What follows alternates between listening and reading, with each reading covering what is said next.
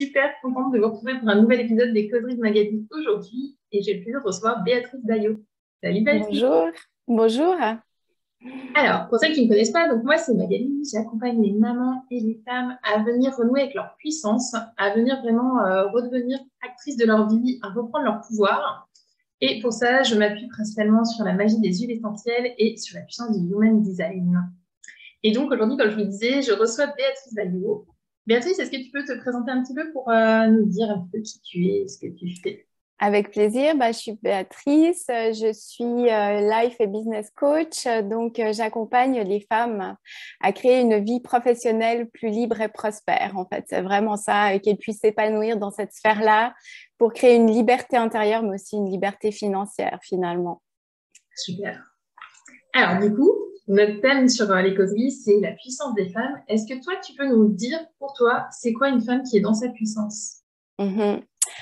Alors, pour moi, une femme qui est dans sa puissance, c'est déjà une femme qui sort peu à peu de ce sentiment d'impuissance.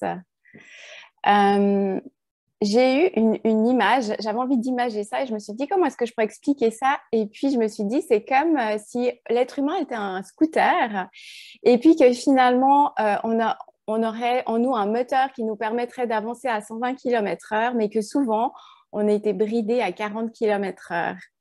Et finalement, retrouver sa puissance, c'est ça, c'est débrider peu à peu ce moteur pour retrouver notre pleine puissance, notre capacité d'action. Et puis, un scooter, c'est vrai qu'on sait que là, il faut changer juste quelques pièces. Un scooter, débrider un scooter, ça se fait vraiment en un tour de main. Mais voilà, déprogrammer un être humain, une personne et tout ça, c'est un travail de longue haleine. Et voilà, c'est vraiment ça. Vraiment de sortir de cette posture où on a l'impression qu'on n'a pas le choix, un peu Oui, de victime, oui. euh, à une posture où on se dit, tout à coup, il y a de nouvelles portes qui s'ouvrent, on se dit, ah bah oui, finalement, il y a des choix qui commencent à s'offrir à moi. Est-ce que toi, c'est un chemin que tu as eu l'impression de faire pour toi-même? Oui, exactement, ouais, tout à fait. J'étais dans un travail qui ne me convenait plus vraiment. Enfin, moi, j'ai élevé ma fille. On a fait le choix que je travaille à temps partiel pour élever notre fille. Mon homme, lui, il a vraiment mis beaucoup d'énergie à créer son entreprise. Et moi, j'avais comme un travail alimentaire qui me plaisait plus ou moins. Puis voilà, en fait, à mon époque, j'avais l'impression que je ne pouvais pas m'épanouir et dans ma vie professionnelle et dans ma vie de maman. En fait, moi, Oui, j'ai choisi de m'épanouir dans ma vie de maman. Et ça me comblait presque à 100%. Mais aujourd'hui, je me rends compte que c'est vraiment possible de s'épanouir dans ces deux sphères-là. Et c'est vrai que parmi mes clientes, j'ai des jeunes femmes qui sont jeunes mamans, qui ont des enfants en bas âge à la maison et qui, parallèlement, sont en train de créer une entreprise ou qui ont déjà une entreprise qui tourne et qui leur amène des revenus. Et ouais, ça, je trouve ça vraiment chouette de ne plus avoir à choisir finalement. oui, Parce que c'est vrai que si on veut grader dans une entreprise, il faut travailler quand même chez nous en Suisse. C'est en tout cas 80%. Et moi, oui. j'étais en dessous de ça. Donc, finalement, je savais que je n'avais pas beaucoup d'options, tu vois. Voilà, moi, j'ai tout mis sur ma vie de maman. Puis, ça m'a aussi épanouie pleinement, hein. Ouais, t'as quand même pu, malgré le fait que dans ton côté pro, tu te sentais pas forcément complètement épanouie, ça t'a pas empêché quand même de te sentir épanouie dans ta vie perso. Ouais, tout à fait, tout à fait. Moi, c'était vraiment le focus d'harmoniser ma vie familiale et voilà. Donc, je me suis vraiment éclatée là-dedans et comme notre fille adulte aujourd'hui, on en récolte les fruits, tu vois. Et ça, c'est Ouais. vraiment chouette aussi, tu vois. Du coup, c'est un peu comme compartimenté quand même. Oui, c'était très compartimenté. Tout Ouais. à fait. J'avais et d'un côté cette vie professionnelle qui me plaisait à moitié et d'un côté une vie de famille épanouissante, ouais, où je m'épanouissais plus finalement. Et du coup, c'est quoi qui a fait que tu as envie de changer au niveau pro?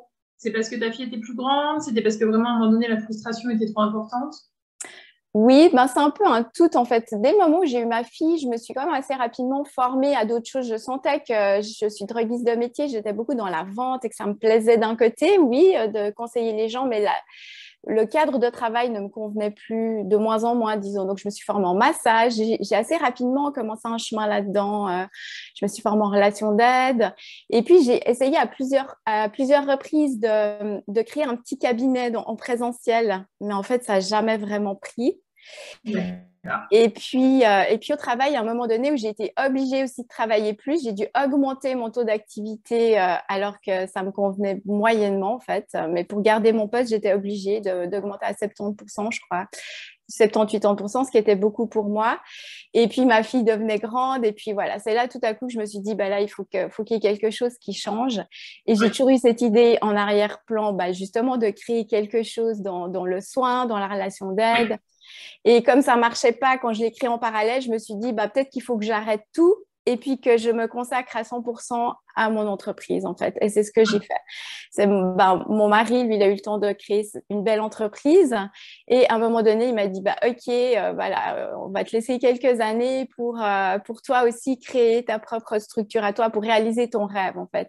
Moi, j'ai pu réaliser le mien, bah, maintenant, c'est à ton tour, finalement. Et donc, ouais, j'ai eu la chance qu'il me laisse cette opportunité-là, finalement, pour le faire. Elle avait Ouais. quel âge, du coup, ta fille, quand tu t'es lancée Elle avait 18 ans. Ah oui. Donc, Ouais. c'était, Tu vois, ouais, j'avais fini mon job à quelque part et ouais, je pouvais ouais. remettre l'énergie dans quelque chose de nouveau, quoi. Du coup, quand tu étais dans ton ancien travail, Mhm, comment tu faisais pour, tu vois, ne pas sentir de frustration, justement, que ce travail-là soit plus alimentaire? mhm. Comment c'est, enfin, tu vois, qu'est-ce qui te permettait de t'épanouir sur ton côté maman sans être frustrée, que justement de te dire, bah, ça sera plus tard pour le côté pro, quoi. Mais tu veux dire quoi? Comment je le gère au niveau du travail? Moi, Le tu vois, mindset? donc j'ai deux enfants. Quand mon fils, donc mon premier enfant est né, je suis restée salariée Mhm. et je vivais pas très bien, tu vois, mon activité professionnelle. Je savais que Ok. ça me convenait plus complètement, je me sentais frustrée, c'était un travail qui m'épanouissait plus. Mhm. Et du coup, je me sentais pas prête à me lancer. Ça me paraissait Ouais. compliqué, tu vois, il y avait toutes ces obligations, l'impression Ouais. qu'il y avait impérativement mon salaire, que sans ça, bah, on n'arrivait pas à faire tourner la maison. Mais Mhm. euh, tu vois, je le vivais pas forcément bien, ce qui rejaillissait sur ma vie de famille. Du coup. Tu vois, comme j'étais pas bien dans mon activité Mhm. professionnelle, ça rejaillissait dans la maison parce que bah, du coup, toute la frustration que je pouvais ressentir dans mon milieu pro où je pouvais pas forcément l'exprimer, bah, j'avais tendance à l'exprimer à la maison. Tu vois, j'étais stressée, j'étais tendue, j'étais pas bien. Ok, ok. Tu vois, et du coup, ma question, c'était toi, est-ce que ton travail te satisfaisait quand même suffisamment pour pas justement ressentir cette frustration? Ou est-ce que tu arrivais vraiment à, tu vois, compartimenter les deux pour que la frustration que tu pouvais éventuellement ressentir rejaillisse pas sur ta fille, sur ta famille? Ok, non, bah, j'arrivais pas à compartimenter complètement. Par contre, on était une grande équipe. Moi, je m'épanouissais quand même dans l'équipe, dans le fait Ouais. d'être en... Ouais, j'étais le groupe, enfin, les personnes, ça marchait bien. J'adore le contact avec les gens. Moi, je focusais tout là-dessus, d'être vraiment comme... Par exemple, il y a des moments où je devais être à la caisse, donc c'est vraiment la bonne humeur. Enfin, tu sais, en fait, je me disais, bah, j'envoie un max de good vibes bah, là où je suis, en fait. Ouais. Mais en même temps, c'est vrai que j'avais une responsable ouais, c'était du management un peu négatif, tu vois, où on était toujours en train de relever ce qui allait pas et tout ça. Alors en fait, ça me plombait pas mal. Et c'est ça que je ramenais souvent à la maison, en fait. C'est Oui. de dire, bah, écoute, aujourd'hui, j'ai fait tout ça, tout ça, tout ça. Puis finalement, là où on a mis le doigt, enfin, où, tu vois, ma responsable a mis le doigt, c'est sur le seul truc négatif de toute la journée. Et finalement, c'est ça qui me plombait. Je venais comme ça avec ces situations-là qui étaient frustrantes et que je trouvais vraiment injustes aussi par moments. Avec Ouais, cette injustice-là, ouais. je trouve que c'est beaucoup le management d'aujourd'hui quand même. Mais oui, ben c'est ça. Et donc, moi, j'étais quand même assez active et dynamique au travail. Et donc, en fait, c'est un peu comme un système pervers parce que finalement, c'est les gens les plus actifs, c'est ceux qu'on charge le plus. Et des Oui. gens qui étaient un peu plus lents. Et puis, alors, ces personnes avaient moins de tâches. Et puis, ben, les personnes plus dynamiques et tout, ben, généralement, c'est celles qu'on chargeait le plus. Mais finalement, après, tu n'as rien à y gagner en plus. Et les Non. remarques et tout ça, tu te les prenais quand même, quoi. Ouais. Donc, ouais, ça, je trouvais. Bah, je vivais beaucoup cette injustice-là, finalement, tu vois. Et du coup, enfin, est-ce que du coup, ça avait quand même des conséquences sur ta vie de famille? Ben, moi, j'ai l'impression que ça allait, mais mon mari, Pascal, ben, au bout d'un moment, il était saoulé, tu vois, de me voir rentrer. Quand je rentrais du travail, ben, j'étais fatiguée. En fait, j'étais souvent très fatiguée. Et puis, ben, des fois, je lui racontais des anecdotes un peu, voilà, qui m'embêtaient. Puis, au bout d'un moment, il en a eu marre de me voir rentrer comme ça, quoi. Puis, il m'a Ouais. dit, non, mais là, il faut que ça change, quoi. Je veux plus te voir rentrer comme ça. Ouais. Ouais, du coup, il manquait quand même une petite part dans ton épanouissement.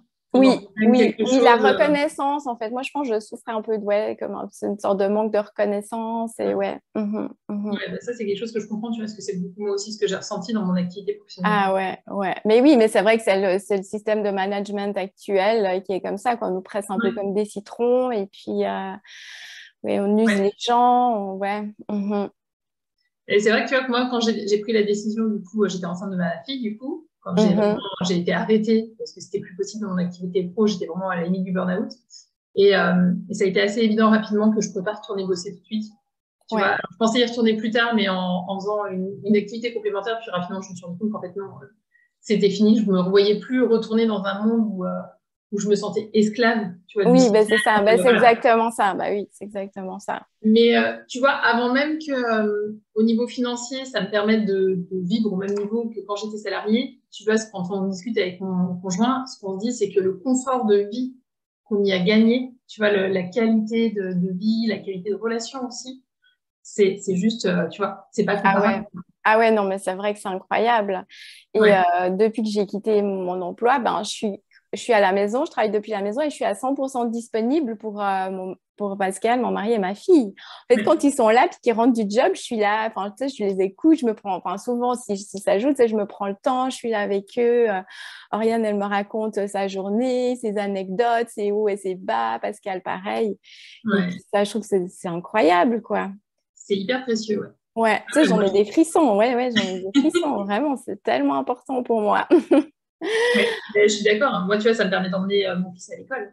Rien que ça, tu Oui, vois. ben c'est ça. Tu peux Moi, caler j'avais tes des horaires, horaires quoi. par rapport à tes besoins. Ouais. C'est ça, moi je commençais à 7h et soit je finissais à midi, soit je finissais à 18h30. Donc mon fils il finissait l'école à 11h30, je pouvais pas y aller, tu vois. Et Ouais, du coup, je pouvais ni l'emmener ni aller le chercher. Je trouvais ça hyper frustrant en fait. ouais, De ouais, jamais pouvoir être présente. Enfin, moi, c'était un truc où vraiment je me voyais amener mes enfants ouais, quand je ouais, ouais, m'imaginais maman. pareil. Et Ouais, c'était une vraie frustration de ne pas le faire en fait. J'ai un vrai ouais, côté le matin, tu vois, l'accompagner, aller le chercher, à ce qu'il me raconte sa journée. Enfin, je trouve que ça fait ouais, petit pour ouais, moi en tout cas, hein. ouais. Du côté, enfin, c'est aussi comme ça que je me vois en tant que maman, tu vois. Ouais, et puis tu vois, bah, ma fille, elle est adulte et pareil, enfin, je veux dire, elle me raconte vraiment, elle nous raconte beaucoup de choses. Ouais, En fait, et finalement, je me dis, tu vois, si on veut changer le monde, si on veut apporter des choses au monde, eh ben, pour moi, il me semble qu'on doit déjà l'apporter dans notre sphère familiale. Tu vois, c'est comme un peu le premier cercle, en fait. Oui. Et après, on peut aussi l'amener, ça nous empêchera pas de l'amener plus loin, tu vois, mais pour moi, c'est vraiment une base, quoi. Fallait que cette sphère-là, elle soit déjà plus ou moins harmonieuse pour pouvoir l'amener aussi plus loin, quoi.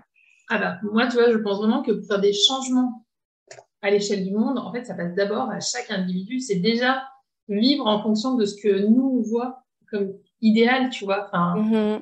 quelle est notre vision, tu vois. Moi, ce que j'ai envie, le monde que j'ai envie pour mes enfants demain, bah, c'est celui que je veux incarner aujourd'hui pour leur montrer déjà à eux qu'un autre monde est possible. Et tu vois, alors, pour parler, Exactement. déjà, ça passait en partie par le travail. Bah, j'avais envie de leur montrer que le boulot, c'était pas juste de l'argent à la fin du mois, que c'était aussi quelque chose dans lequel on pouvait être heureux, épanoui, qui pouvait ne pas nous, enfin, nous donner le sentiment de ne pas travailler, tu vois, parce Mhm. qu'on est Ouais, tellement occupé que c'est pas la corvée, tu vois. ouais. Et, euh, et je trouve que c'est vraiment ça, mais dans tous les domaines, tu vois, enfin, que ce soit sur la santé, que ce soit sur l'alimentation, c'est aussi incarner ce que moi j'ai envie que mes enfants ils aient demain, c'est-à-dire qu'à la fois ils aient une alimentation épanouie, mais qu'ils aient aussi cette possibilité, tu vois, par exemple, d'aller sur une alimentation un peu plus plaisir, tout en ayant conscience que ça doit rester un plaisir. Et tu vois, c'est tout des choses, je trouve que ça revient à ce que tu dis, c'est-à-dire que c'est vraiment incarner à notre niveau, à notre échelle à nous, ce qu'on voudrait pour le monde de demain. Pour eux, exactement. Moi, je nous appelle l'équipe de transition au sol, en fait. Moi, je pense qu'on va vers un nouveau monde.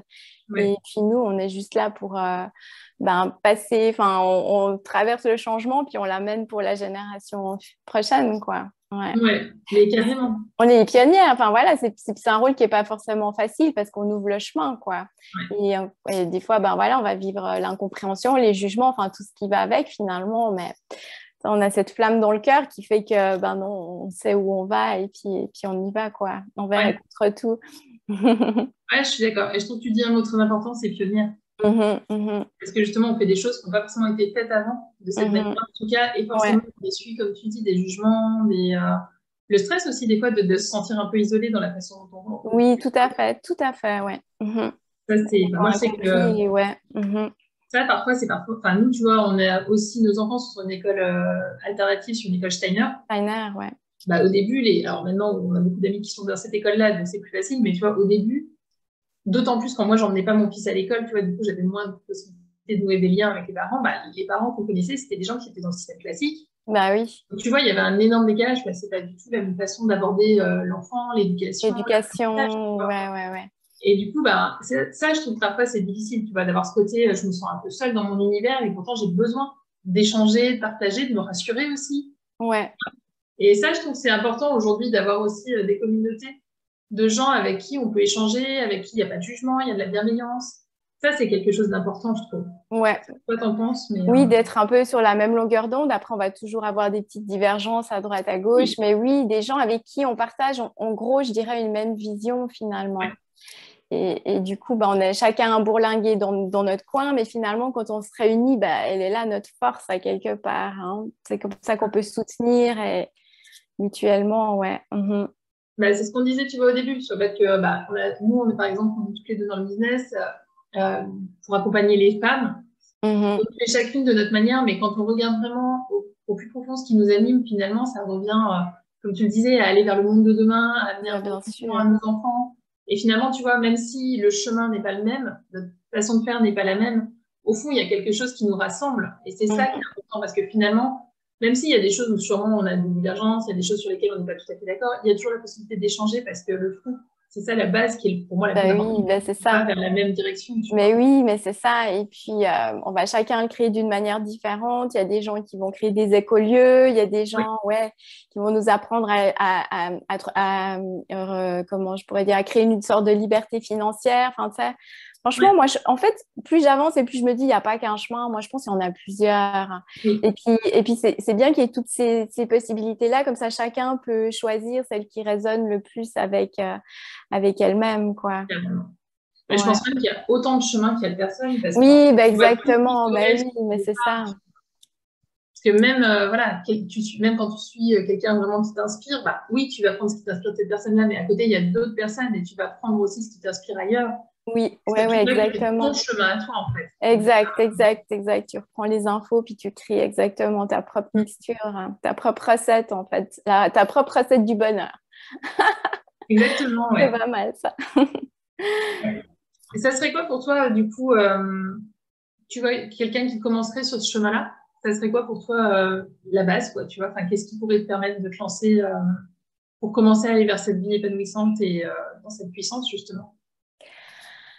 Moi, je commençais par un travail intérieur, en fait, vraiment, déjà de sortir du sentiment d'impuissance, d'arrêter de penser que c'est les gouvernements ou les médias ou les choses comme ça, qu'on va être sauvé par quelque chose d'extérieur à soi, finalement, puis de se dire, bah, ok, je prends les rênes de ma vie en main, et puis, c'est, voilà, augmenter, ou se libérer déjà peut-être de certaines choses, des blessures. Donc, moi, je travaille beaucoup avec les blessures, les 5 blessures de l'âme.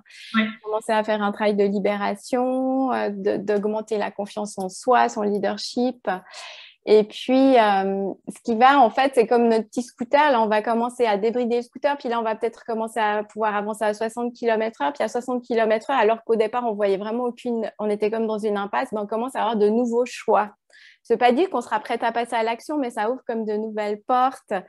Et puis, de continuer ce chemin intérieur d'alignement à ce qu'on veut vraiment, enfin voilà, de comprendre mieux comprendre notre fonctionnement interne aussi, comment travaille notre mental, nos croyances, nos blessures et tout ça, notre monde interne, nos émotions, pour finalement, à un moment donné, se sentir assez forte pour oser passer à l'action.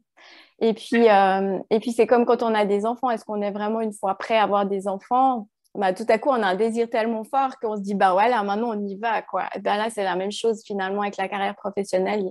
Peut-être qu'il arrive à un moment donné où le désir de changer est tellement grand qu'on va oser y aller, quoi. Et puis qu'on ouais, va se sentir prête. Et puis ce ne sera pas la finalité finalement. On va continuer à apprendre tout au long du chemin, quoi. ouais. Parce Oui, que puis, vas-y. dès que le pas est franchi, finalement, c'est vraiment une première grande étape, mais il y en aura encore plein d'autres à franchir finalement. Ouais. Ouais, Oui, puis je pense qu'il faut pas partir sur l'idée que forcément c'est un changement professionnel, en fait. Parce que je pense que parfois se réaligner, tu vas travailler sur soi, mieux se comprendre, ça peut ouais, permettre aussi de mieux comprendre son activité professionnelle actuelle. Et peut-être de pouvoir la développer différemment, même en étant salarié, finalement. Exactement, de pouvoir s'épanouir là où on est finalement. Ben oui, justement, c'est pas le chemin de tout le monde, quoi. Ouais, c'est exactement ça, ouais. Ouais. Mais juste, en fait, de se dire, ben, j'ai le choix. Enfin, après, c'est vraiment un choix conscient. Puis de dire, ben, OK, ben, moi, je suis bien ici, j'arrive quand même. Il y a plus d'avantages que d'inconvénients de rester dans ce poste-là. Puis après, c'est un choix conscient, puis on le vit, on le subit plus à quelque part. Puis c'est juste ça, quoi. C'est là qu'on reprend les rênes de notre vie en main, quoi. Ouais. Ouais, je suis clairement d'accord avec toi. Je pense que c'est vraiment quelque chose, là, je décide que, en fait, ce choix-là, ça me convient, qu'être là, ça me convient. Et là, une fois qu'on arrête de le subir, c'est là qu'on passe aussi dans sa puissance. Bah exactement. C'est juste ça, finalement. C'est juste un shift intérieur, ouais.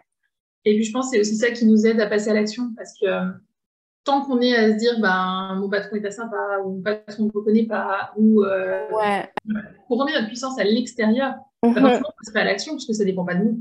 Bah oui, bah c'est ça. C'est compliqué. Et c'est vrai que moi, j'ai quitté mon emploi. J'étais formée et tout ça, mais j'ai fait aucun travail intérieur plus que ça. Je me suis formée à des méthodes. Oui, ça m'a permis de faire comme un certain travail intérieur, mais je n'étais pas prête à devenir entrepreneuse. En fait, j'avais pas le mindset d'entrepreneuse. C'est compliqué quand pendant 15 ans, tu as reçu des ordres et puis qu'un jour, on te dit, c'est toi qui décides. Tu vas toi décider pour toi. Il n'y a plus personne qui va te donner aucun ordre. Ouais. Au début, tu nages, quoi. Oui, c'est clair. Et donc, c'est pour ça que moi, je trouve aussi, en tout cas pour celles qui désirent aller dans l'entrepreneuriat, moi, je trouve qu'il y a vraiment, si elles peuvent se préparer mieux avant, disons déjà de gentiment acquérir ce mindset d'entrepreneuse et tout, la transition, elle va se faire aussi plus en douceur. Moi, c'est comme si, je me dis toujours, comme si j'avais sauté en bas d'une falaise, puis j'ai construit mon avion ou mon parachute. J'ai eu mon parachute pendant la chute, en fait. Ouais. Donc, si les femmes elles peuvent se préparer avant, je pense que ça peut se passer un petit peu mieux. Enfin, et puis, du coup, comme moi, j'ai fait le chemin. Ce qui est intéressant quand on accompagne les gens, c'est quand on prend quelqu'un qui a déjà fait le chemin, elle va pouvoir. Moi, j'ai fait ça toute seule, tu vois, je me suis pas fait coacher, en tout cas au départ. Oui. Donc, prendre une coach qui a déjà fait le chemin, elle va pouvoir nous informer sur plein de choses, comme quand on prend un guide de montagne, il va pouvoir nous indiquer les dangers, les passages difficiles, etc. Et donc, moi, c'est vraiment mon job, quoi, finalement. Oui. Voilà sur quoi elles vont devoir faire attention.